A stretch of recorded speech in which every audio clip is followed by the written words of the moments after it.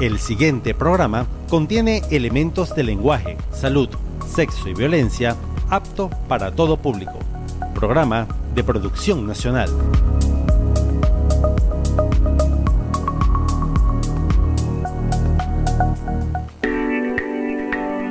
IUS Radio y el Instituto Universitario de Seguros no se hacen responsables por conceptos u opiniones emitidos en este programa.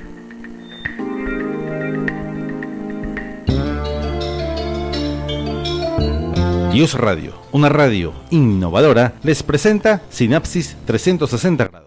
El psicólogo a tu alcance, con Amanda Hernández y Aixa Atías. Un espacio para dar visibilidad a la salud mental y emocional desde todos los ángulos, con una visión integral y actual. A través de conversaciones abiertas y dinámicas, se busca fomentar el autoconocimiento y el crecimiento personal, orientados a generar bienestar en la vida cotidiana y mejorar las relaciones interpersonales, fomentando la empatía para ayudar a otros desde una red de apoyo real.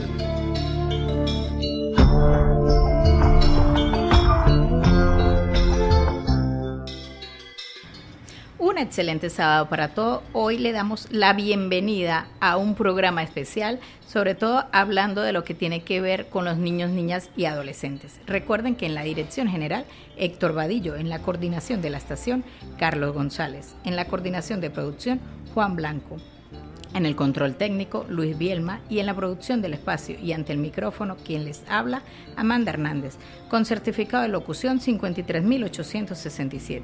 Estamos transmitiendo desde la ciudad de Caracas, Venezuela, a nivel nacional e internacional, a través de la página web iuradio.com.be. Bueno, hoy tenemos un programa muy especial, sobre todo, bueno, si eres padre, si eres cuidador, familiar, bueno, yo creo que hasta vecino, porque esto es un tema que nos atañe a todos, ¿no? Digo yo. Y para eso me acompaña una persona que, bueno, tengo el honor de recibir el día de hoy, y gracias también por aceptar la invitación, Fedora Astor. Hola Amanda, gracias por la invitación, buenos días. Bueno, ella es abogada, es especialista en derecho privado y viene trabajando ya hace un par de años en derechos específicamente de niños, niñas y adolescentes. Entonces, bueno, vamos a estar tocando un tema que ya va a tratar directamente sobre el acoso, el ciberbullying y también sobre todo lo que tiene que ver con la vulneración de derechos del niño, niña y adolescente. Vamos a ir a una pausa y volvemos con estos temas. Estás escuchando Sinapsis 360 grados, el psicólogo a tu alcance, con Amanda Hernández y Aixa Atías. Y es importante, bueno, también atajar que este es un tema que lamentablemente se está presentando muchísimo, ¿no? Sobre todo acá en Venezuela, y sin duda alguna es algo de lo que tenemos que hacernos responsables. Sí. Fedora, ¿de qué trata esto de la vulneración de derechos de niños, niñas y adolescentes? Bueno, es un tema no solamente que estamos viviendo en Venezuela, es una problemática que incluso pudiera llamarse de salud pública, porque, bueno, evidentemente tiene un background que viene de afectaciones de la salud mental, de no saber proporcionarles, digamos, herramientas para que gestionen emociones, porque, bueno, cuando hablamos de las vulneraciones, o por lo menos el acoso, el cyberbullying, el acoso escolar, estamos hablando que son niños o adolescentes agresores contra niños o adolescentes que son víctimas, ¿no? Entonces, cuando hablamos de adultos que vulneran o violentan los derechos o garantías de niños, estamos hablando ya de delitos como tal, pero cuando hablamos del acoso escolar a través de los medios tecnológicos, digitales, siempre es un niño o un adolescente que es el agresor. Entonces, allí tiene que tener un manejo distinto, ¿verdad?, para poder atajar esas conductas, para poder erradicarlas y para poder darle una atención especializada y priorizada a ese agresor que lo necesita, e incluso lo necesita incluso más que la víctima. Entonces, bueno, cuando por ejemplo consideramos que estamos hablando de un acoso, es cuando es una conducta sistemática, reiterada, que tiene la intencionalidad, no es un ataque digamos, esporádico de a lo mejor niños en el colegio o en un liceo o en alguna actividad que a lo mejor, bueno, me metí con el niño porque se cayó y me burlé o porque, bueno, no me cae tan bien y de vez en cuando, no, son conductas que buscan, tienen la intencionalidad de generar un daño, de una humillación, de excluir, de discriminar, de segregar y que son reiteradas y se sostienen a través del tiempo y pueden durar semanas y meses y hasta años si no nos damos cuenta. Sí, que en ocasiones también no es solo a nivel psicológico, ¿no? Sino también llega a ser físico. Sí, claro. Y que yo creo que esto también es algo que en ocasiones tiene una responsabilidad de estas instituciones escolares, ¿no? Sí, porque, bueno, cuando hablamos de violencia, o sea, primero establecer que el bullying, ¿verdad? O el acoso escolar no está tipificado en nuestro ordenamiento jurídico propiamente dicho como un delito. Sin embargo, todas estas conductas que se despliegan a través de ese acoso generan actos de violencia y pudieran desencadenar en hechos punibles que sí están tipificados. Entonces, allí es cuando vemos que el acoso puede empezar de manera verbal, ¿verdad?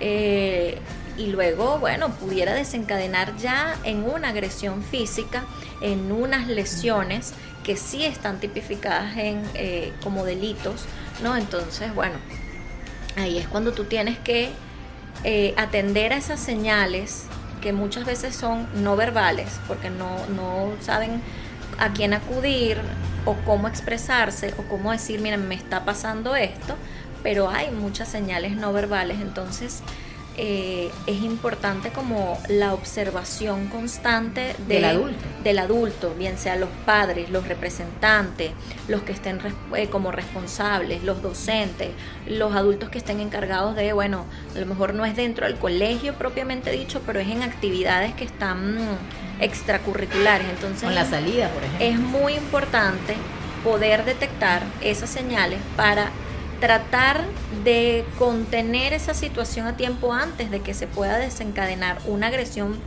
física que genere consecuencias, que genere unas lesiones y evitar, bueno, agravar la situación para ambas partes, porque el daño psicológico muchas veces, bueno, tú lo debes saber, muchas veces el daño psicológico es incluso más difícil de tratar y con secuelas que el daño hasta físico, exactamente. Yo creo que quizás también es importante como no subestimar el tema de los grupos etarios, ¿no? Sí. O sea, ¿en qué tipo de etapas también esto puede estar pasando? Porque de repente se puede subestimar, y yo creo que aquí es donde podemos pecar como adultos. Sí. Pero tienen 7 años y no se toma en cuenta que de qué edad puede esto estar pasando. Sí. Bueno, pudiera ser, claro, normalmente se ve que es ya hacia la adolescencia. Preadolescencia, sí. Adolescencia. O sea, si nos vamos específicamente al tema legal, la ley orgánica que rige la materia, que es la Ley Orgánica para la Protección de Niños, Niñas y Adolescentes, la LOPNA, como la conocemos, establece que la adolescencia es a partir de los 12 años, ¿ok? Se considera que ya un niño, o sea, el niño es hasta los 11, el adolescente ya es a los 12 años, ¿no?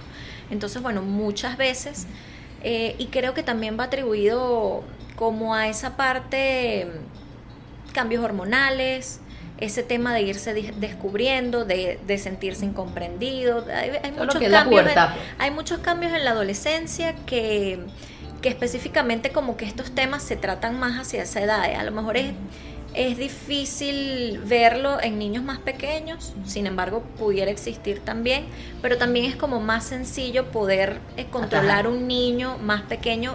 Ya la adolescencia se torna un poco más difícil a nivel conductual, a nivel bioquímico del cerebro.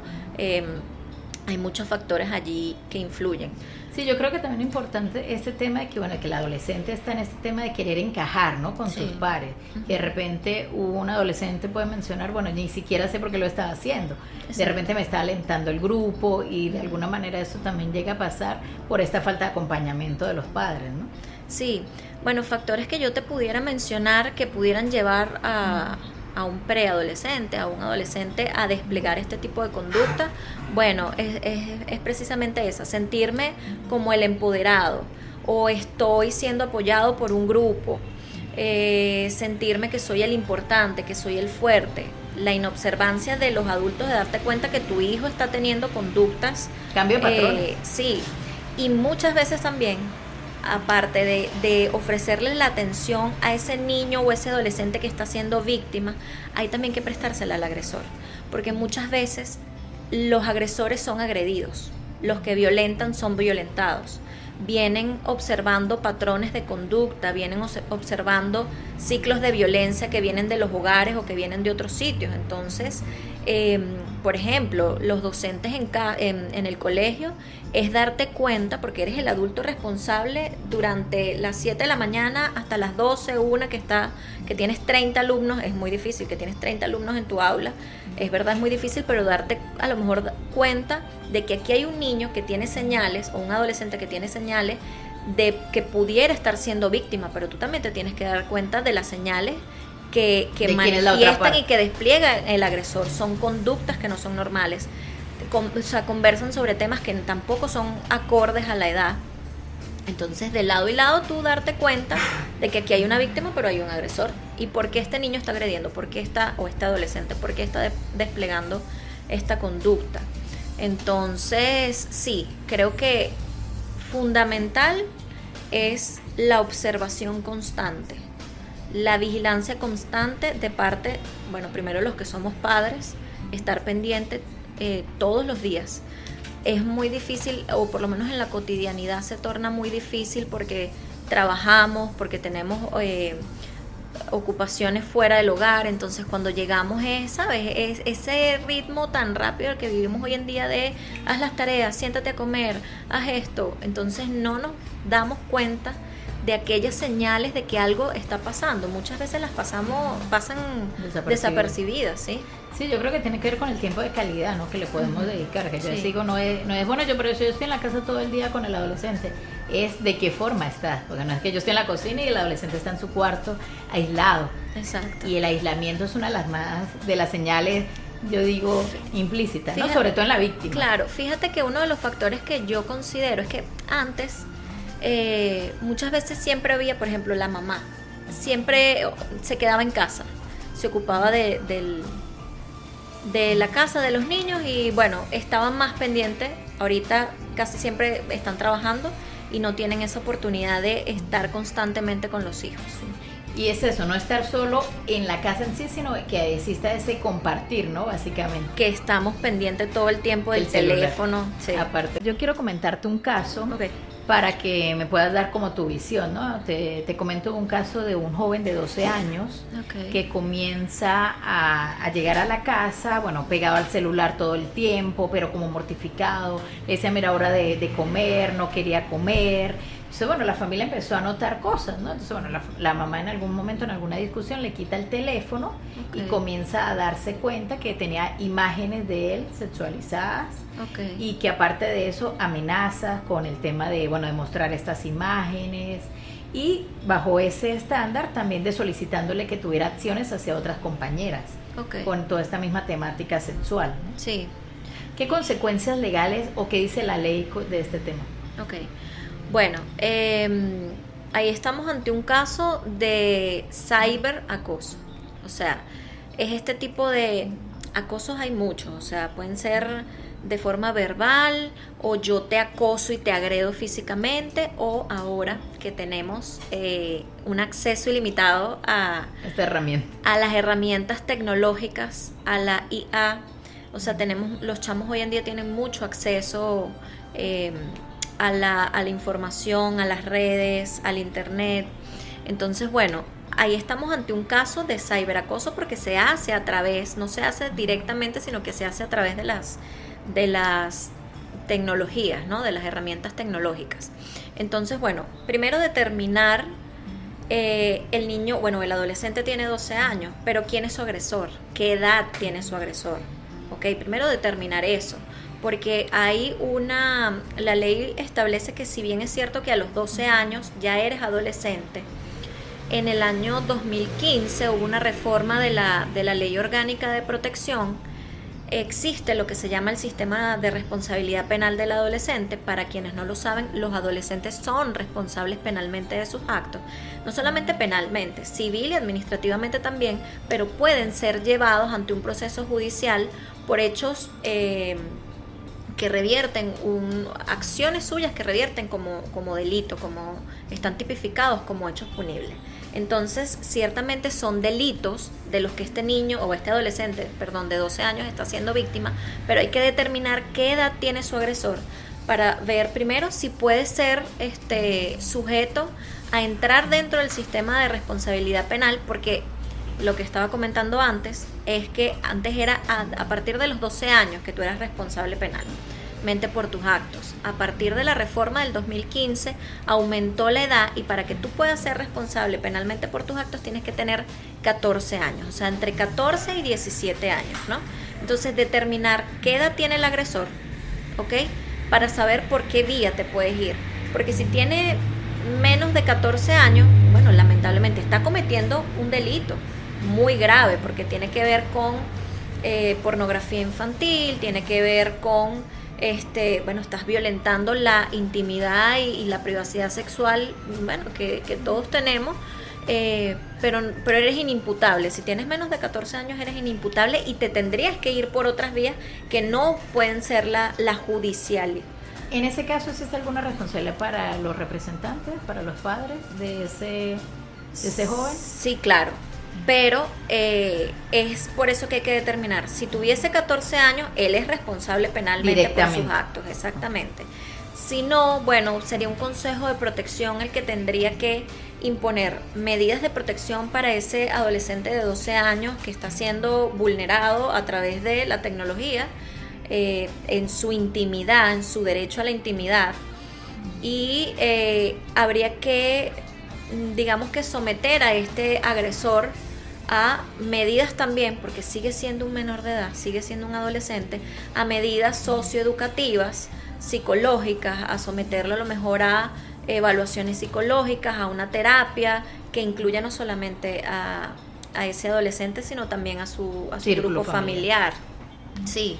Por ejemplo, en este caso de que, se comprueba que de repente el agresor ya tiene 14 años, sí, pero no solo el agresor lo estaba haciendo a él, sino que también él terminó agrediendo a otras personas. O sea, fue una cadena. Claro. Bueno, es que se ve mucho, ¿sabes? Es como el ciclo de la violencia. Ahí va desencadenando y son eslabones que se van entrelazando. Bueno, en ese caso, pues, si ya tienen más de 14 años, sí tendrían que ser... Van a responder. Sí tendrían que ingresar en el sistema penal, en el sistema de responsabilidad penal del adolescente, que básicamente es como el procedimiento ordinario penal al que son sometidos los mayores de 18 años, pero bueno, tiene ciertas diferencias, y ahí estamos hablando de adolescentes en conflicto. Entonces, bueno, tú tienes que tener sanciones, la ley especifica distintos tipos de sanciones, pero puedes llegar a ser privado de libertad. Incluso siendo adolescente puedes llegar a estar privado de libertad, porque siempre te van a sancionar acorde primero a los hechos que cometiste, ¿ok? Y a raíz de eso pues van a tomar en cuenta cuál es la sanción adecuada, porque sigue siendo un delito. Por ejemplo, en los colegios se habla mucho de, vamos a hacer una charla preventiva sobre el bullying, sí, pero en esta charla yo creo que esta connotación legal es importante, o sea, que ellos puedan conocer realmente que tienen estas causas, ¿no?, penales. Sí, bueno, creo que parte desde el desconocimiento. Muchas veces hemos escuchado: a mí no me pueden gritar, a mí no me pueden regañar, a mí no me pueden decir nada porque la LOPNA me protege. Todos los derechos. Sí, entonces yo tengo todos los derechos, a mí la LOPNA me protege y a mí no me va a pasar nada. Entonces es ese desconocimiento, pero bueno, creo que parte importante de que pudieran darse charlas o incluso uno como padre, como representante, los docentes: mira, tú tienes derechos, eres un sujeto de derechos que ciertamente estás amparado, pero así como tienes derechos, tienes obligaciones y tienes responsabilidades. Eso, que esté muy claro, que desde pequeños sepan: yo soy un sujeto de derecho, a mí me tienen que proteger, pero yo también tengo obligaciones con mi familia, con mis padres, conmigo mismo, con la sociedad, porque no vivimos aislados. Y eso lo tenemos que aprender desde muy pequeños, porque cuando crecemos las personas que no lo entienden y no compaginan con esa idea de que yo soy un individuo, pero que yo vivo también dentro de una sociedad, entonces yo crezco, ¿verdad? Y me enfrento a que yo, bueno, voy a vulnerar los derechos de la colectividad, de la sociedad, porque yo soy sujeto de derecho. Entonces, bueno, ahí desde pequeños enseñarlos que tienes derechos, pero también tienes obligaciones, de enseñarlos de que no es que todos tus actos van a quedar impunes, todos tienen que tener consecuencias, seas inimputable por motivo de edad o no, tus actos tienen que acarrear consecuencias, que algunas se van a judicializar en caso de que se lo requiera, pero sino que igual tú tienes que entrar en un sistema de que te va a proteger, pero también te tengo que reeducar para que cambien y sepan que están recayendo en conductas que son dañinas para los demás. En este tema, por ejemplo, de la protección de datos, de lo que hablamos del control parental, que yo creo que una de las grandes recomendaciones a los oyentes es revisar esto o informarse, porque yo de repente he atendido padres que me dicen, pero es que yo no sé de eso. Y yo sí, pero es que tenemos la responsabilidad de, cuando tú entregas un celular, informarte que es un control parental. ¿La ley dice específicamente a qué edades se puede o no se puede, o no hemos llegado allí? No, todavía no hemos llegado allí, eso es potestativo de cada padre.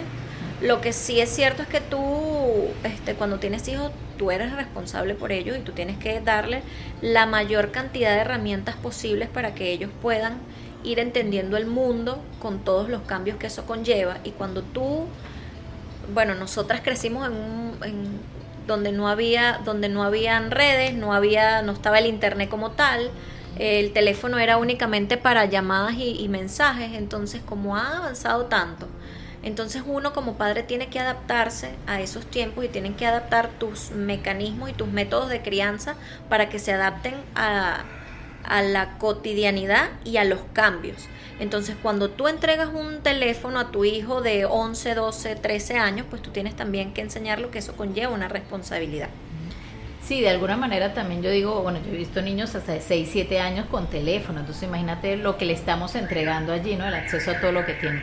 Retomando un poco acá el tema, ¿no? De estos controles parentales, de la entrega de los celulares a cierta edad, bueno, ya que la ley no dice nada, esta necesidad estaría dentro de que la ley tiene que determinarlo o debería ser una conciencia, ¿sabes? Ciudadana, una conciencia así parental. Sí, bueno, creo que parte y parte, principalmente para que tú puedas, hay tantos cambios tecnológicos que van constantemente actualizándose, que bueno, que para que pudiera tendrías que reformar la ley todos los años, partiendo por ese hecho. Yo creo que se trata más como de una conciencia como padres, como representantes, ¿ok?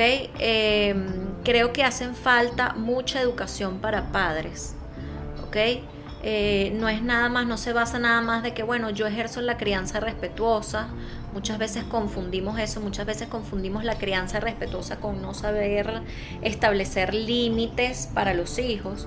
Entonces, así como hace falta la educación, ¿verdad? Que uno forme correctamente. Criar es una cosa, pero formar y educar correctamente a los hijos, pero también yo como padre requiero una formación, porque cuando yo me convierto en mamá o en papá, esto no me viene con un manual, pero ciertamente yo requiero adquirir las herramientas para poder lidiar con todos los cambios y con todas la sociedad como la vivimos hoy en día, que es muy cruda, que es muy ruda, es difícil criar hoy en día, pero yo tengo la responsabilidad para con ese hijo, ese ser que está dependiendo de mí, que se está nutriendo en todos los aspectos, o sea, mentalmente, emocionalmente, económicamente. Yo tengo la obligación con ese ser de poder brindarle las herramientas para poder hacer uso de las herramientas tecnológicas, pero yo también necesito, a mí esas herramientas para yo dárselas no me van a salir de la nada, yo también tengo que adquirirlas. Sí, es un tema de corresponsabilidad y tocaste algo súper importante, y es cómo diferenciar la falta de disciplina de una violación grave, ya sea un abuso emocional, claro, sea un abuso físico, porque es eso, como disciplina, a veces los padres, entonces claro, se confunde esto, la falta de disciplina con el abuso. Bueno, es que creo que hemos normalizado mucho el abuso en los hogares, porque, bueno, a mí, por ejemplo, hablándote de mi caso, a mí nunca me pegaron, nunca me pusieron un dedo encima. Mi mamá siempre me hablaba muy claramente de las cosas, pero y no hizo falta, y hoy en día pienso, bueno, a mí nunca mi mamá, y bueno, mi papá mucho menos, nunca me pusieron una mano encima. Entonces yo quiero replicar esa crianza porque yo soy mamá, tengo una hija y yo a mi hija no la golpeo. Trato de hablarle, pero no la voy a golpear porque yo sé que una crianza sin maltrato físico es posible. Pero ¿cuántas veces no hemos visto que, por ejemplo, las personas siempre, bueno, a mí me pegaron, a mí me caían a palo y mírame, hoy en día no tengo ningún trauma? Y a lo mejor es que no eres consciente de todas, bueno, las traumas o las conductas que ese trato generaron en ti. No eres consciente, entonces evidentemente si no eres consciente no puedes hacer nada al respecto. Pero es importante como diferenciarlo, ¿no? Claro, por supuesto, pero es que bueno, la crianza respetuosa no se trata de que bueno, no te voy a golpear, pero entonces no te voy a poner límites porque yo, bueno, te crío amorosamente y dejo que tú hagas lo que quieras. No, los niños necesitan observación, necesitan estructura, necesitan disciplina y necesitan entender que todo acto acarrea una consecuencia. Entonces, si tú actúas correctamente, esas consecuencias van a ser buenas para ti y viceversa. Si actúas de una manera que no está bien, pues tú tienes que aprender que no está bien lo que estás haciendo y, bueno, pueden venir sanciones, pueden venir castigos, pueden venir, bueno, te voy a quitar algo que te gusta para que aprendas. No es necesario yo golpearte, no es necesario golpear a los hijos, pero la crianza respetuosa no se basa de que dejo que hagas lo que te dé la gana.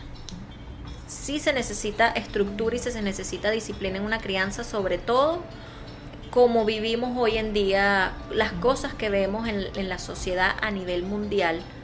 Es cada vez más importante que se establezcan límites. Nosotros no podemos ser mejores amigos de los hijos, que esa es otra creencia que hace mucho daño. Sí, es que yo soy la mejor amiga de mi hija. Tú no puedes ser, o sea, tu hija va a tener mejores amigas. Tú puedes llevarte, tener una relación amorosa, respetuosa con tu hijo, pero ponerle límites, porque tú no puedes ser, o sea, son opuestos los conceptos de ser amigo y ser padre. Entonces, y las funciones son totalmente diferentes. Sí, entonces hace mucho daño. Así es. Y dijiste ahorita algo de esto de moldear, ¿no? Porque a la larga, y yo creo que eso lo podemos ver también en la raíz del acoso. O sea, el comportamiento que estemos viendo en casa, si yo veo que mi mamá me regaña, me falta el respeto, me pega, pudiéramos encontrar eso en la escuela luego. O sea, un comportamiento que existe una réplica, ¿no? Es que creo que es algo generacional, Amanda, porque venimos de a lo mejor bisabuelos que golpeaban a los abuelos, abuelos que golpeaban a los padres, padres que golpean a los hijos, entonces los hijos van a replicar esas conductas, pero ¿con quién? Bueno, con los débiles, con las personas más vulnerables que consigo a mi alrededor, que van a ser en el colegio. Entonces, si yo soy un niño violentado desde el hogar, pero a lo mejor mis papás también eran violentados y así generaciones hacia atrás infinitas, ¿no?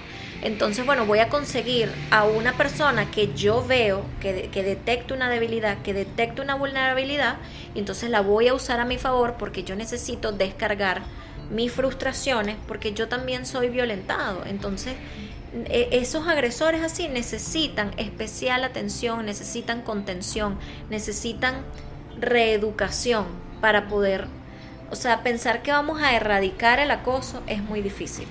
Podemos prevenirlo, yo creo en la prevención. Pero prevenirlo y controlarlo, sí pudiera ser posible. Claro, yo creo que esta prevención todos tenemos que ser parte de la prevención. O sea, no es una prevención que es el profesor el que tiene que hablar, que son las normas del colegio. Sí. Va más allá, va hasta un tema de que de repente los vecinos puedan ver que llega el niño y lo empujan.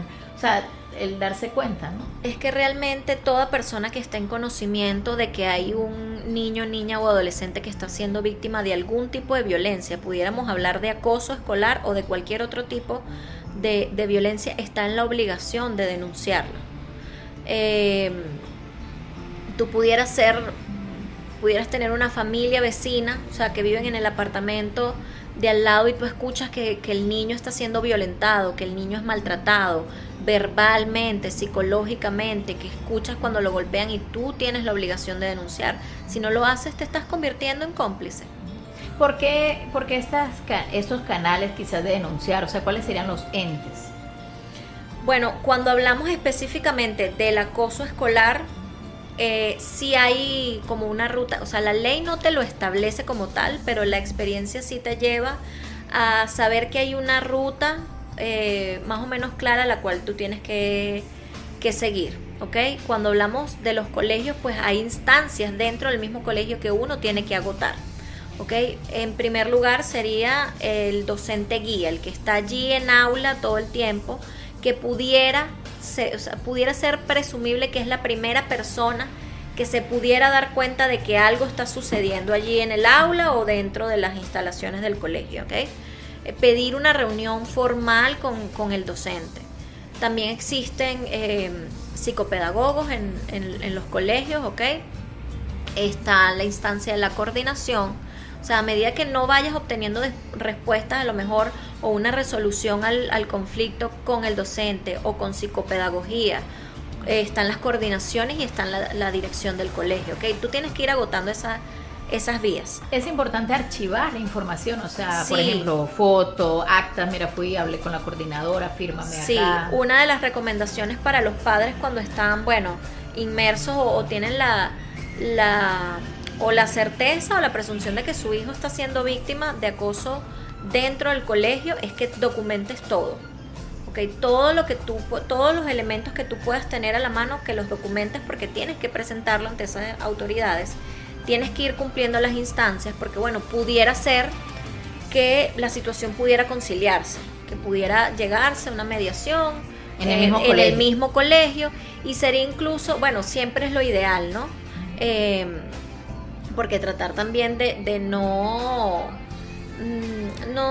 revictimizar al niño, al adolescente o al niño que es víctima, pero tener que exponerlo, bueno, de que él está viviendo una situación que emocionalmente es muy difícil para él y entonces a su vez se ve expuesto porque todo el mundo sabe lo que le está sucediendo, ¿no? Pero bueno, sí seguir las instancias de forma formal, ¿ok? Yo necesito solicitar reuniones, audiencias formales con las autoridades del colegio y ver si la situación se puede conciliar. En caso de que en esa instancia escolar no logres nada, pues sí están los consejos de protección de niños, niñas y adolescentes, que son organismos administrativos que dependen de las alcaldías.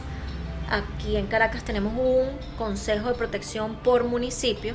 Y claro, cuando hablamos de un consejo de protección por municipio, ya podemos ir entendiendo que se quedan cortos. Pero bueno, están esos organismos que están capacitados con equipos multidisciplinarios, que son personas, bueno, hay psicólogos, psiquiatras, trabajadores sociales, abogados que se van a abocar a las denuncias, a los casos en específico, y ellos tienen la potestad también de dictar medidas de protección, ¿ok? Entonces van a ser medidas de protección para las víctimas, pero también medidas educativas, medidas psicológicas para los agresores. Entonces brindan el acompañamiento, pueden incluso someter ordenar evaluaciones integrales de la víctima, del agresor, incluso de su entorno familiar.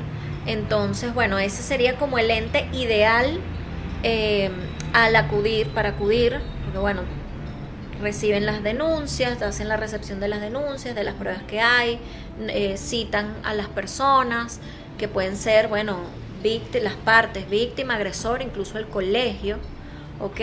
Y bueno, eso es lo que te comentaba, tienen la capacidad de dictar medidas de protección. Vale. Bueno, yo creo que se nos ha quedado corto el tiempo, porque sin duda alguna este es un tema que tiene muchas aristas también. Sí. Fedora, ¿pudieras darnos tus datos, dónde podemos encontrarte, tus redes sociales? Sí, bueno, mi Instagram, a pesar de que no lo uso mucho para esos temas, pero eso va a cambiar pronto. Quisiera como, sí, hacer un poquito de contenido de estas cosas, a lo mejor de cápsulas informativas para que los papás... ¿Qué se necesita? Bueno, sí, es @FedoraAstor. FedoraAstor. ¿Algún lugar donde encontrarte, si alguien quiere acudir a ti, alguna asesoría legal? Sí, mi teléfono es 0414-918-7106. Tenemos una oficina que aparte está justamente frente al circuito de protección de niños, niñas y adolescentes. Y bueno, nada, sí, siempre a la orden para tratar de digamos, defender los derechos y las garantías de los niños, de educar a los padres y cualquier materia de familia y de protección, estamos siempre a la orden. Vale, bueno, muchísimas gracias por aceptar este espacio. Gracias a ti por la invitación, Amanda. No, vale, encantada. Bueno, de alguna manera vamos a despedir el espacio de hoy. Es importante invitar, ¿no? Invitar a tomar en cuenta todas estas señales que pueden tener los padres, que pueden estar acompañando a sus hijos, preguntarle no solo cómo le fue el día, porque es una pregunta muy general, sino el querer saber, mira, ¿tienes amigos? Sí. ¿Cómo te tratan? ¿Qué hiciste hoy? O sea, profundicemos un poquito más, porque si no la respuesta que siempre vamos a encontrar, bien, todo bien, no hicimos nada. Respuestas muy genéricas. Entonces, bueno, la invitación es a ser padres y cuidadores activos, a estar presentes con tiempo de calidad y, bueno, sobre todo al control parental. No quiero que lo vean como el estar revisando, sino el conversar con esos adolescentes que puedan tener algún dispositivo tecnológico, el conversar, mira, este teléfono tiene estas responsabilidades, sirve para esto y también pueden ocasionar esto, ¿no? Para que de alguna manera podamos estar allí. Bueno, como dice la canción, amor y control. Tú puedes ser un padre respetuoso, amoroso, pero que también observes, vigiles atentamente siempre a tus hijos, hoy en día más que nunca, sean niños, sean niñas, tengan la edad que tengan, y saber que es sano y es para ellos establecerles límites, sí. Así es. Bueno, les repito nuevamente el Instagram de la abogada, @FedoraAstor, y de esta manera hemos llegado al final de nuestro espacio Sinapsis 360, el psicólogo a tu alcance, por IU Radio, una radio innovadora. Fue para nosotros un inmenso placer haber trabajado para ustedes. En la dirección general, Héctor Vadillo. En la coordinación de la estación, Carlos González. En la coordinación de producción, Juan Blanco. En el control técnico, Luis Bielma. Y ante el micrófono, quien les habla, Amanda Hernández, con certificado de locución 53.867. El psicólogo a tu alcance. Estuvimos transmitiendo desde la ciudad de Caracas, Venezuela, a nivel nacional e internacional. Recuerden escucharnos a través de la página web iuradio.com.be. Que tengan un maravilloso sábado.